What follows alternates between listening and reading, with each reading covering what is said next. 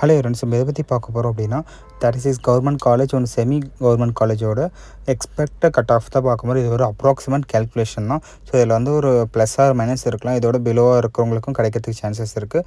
இதோட அதிகமாக இருக்கவங்களுக்கு கவலை கிடையாது, ஒன்றும் பிரச்சனை இல்லை. ஸோ இதை மட்டுமே நீங்கள் ஜட்ஜ் பண்ணிக்காதீங்க. இது வந்து உங்களுக்கு ஒரு ஐடியாவாக வச்சுக்கோங்க. ஸோ இதை பார்த்து நீங்கள் வந்து அட்மிஷன் பிளான் பண்ணிக்கலாம். ஓசிக்கு பார்த்தீங்கன்னா 538லேருந்து 543 வரைக்கும் வந்து உங்களுக்கு இருக்கும்.